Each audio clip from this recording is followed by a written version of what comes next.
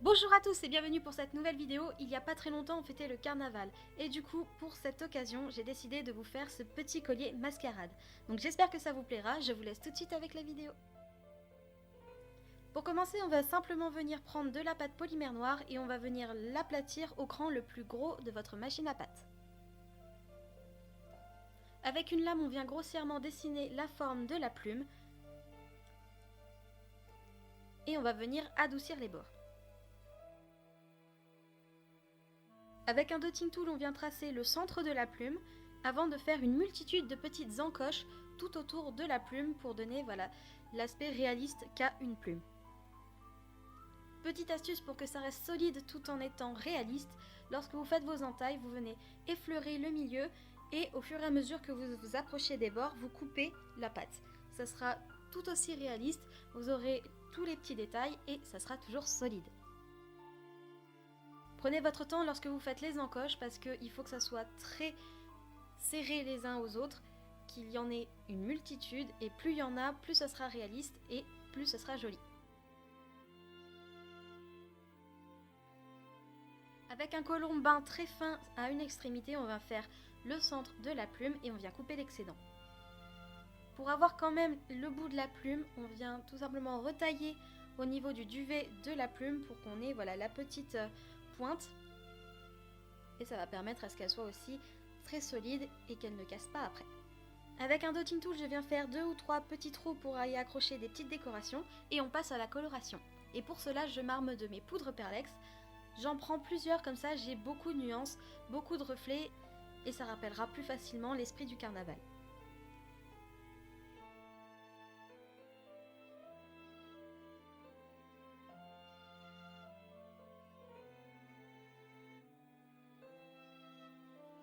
Une fois que la coloration est faite, je viens faire des petites marques avec un dotting tool pour y ajouter ensuite des strass et je mets la plume de côté.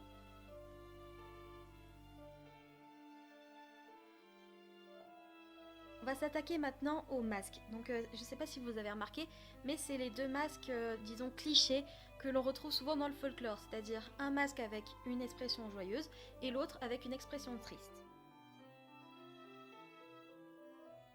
Je viens les tailler directement autour de mon rouleau en verre, comme ça après je n'ai juste qu'à le mettre au four et les masques garderont leur forme incurvée.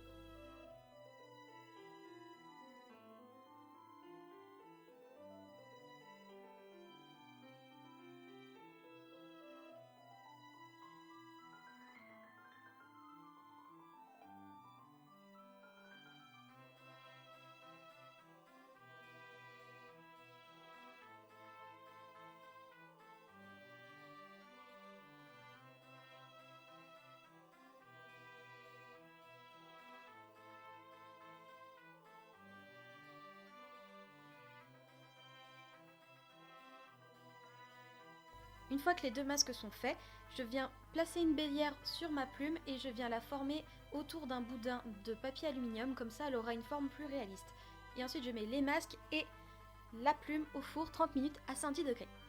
Et pendant ce temps-là, je vais réaliser plusieurs petites roses, donc 2 noires que je vais recouvrir de poudre Perlex Sunset Gold et plusieurs autres blanches que j'ai légèrement teintées avec les poudres Perlex violettes et bleues.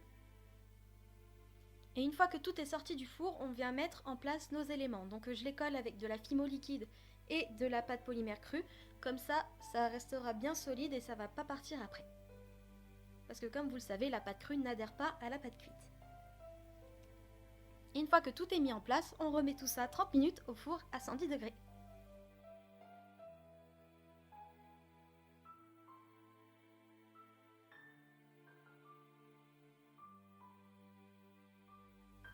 Une fois sorti du four, on laisse tout bien sécher, tout bien refroidir et on va venir vernir la création.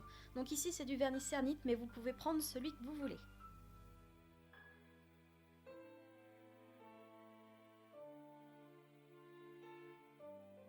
Et une fois que tout est sec, on vient passer au montage. Donc moi j'ai choisi de mettre une petite chaînette avec une perle Swarovski et une autre avec une perle métallique qui remonte et qui s'accroche sur l'un des masques. Donc voilà, j'espère que ça vous a plu. N'hésitez pas à me dire ce que vous en avez pensé dans la barre des commentaires. J'ai vraiment hâte de vous lire. On se retrouve la semaine prochaine et j'espère pour une nouvelle vidéo. En attendant, portez-vous bien. Ciao tout le monde!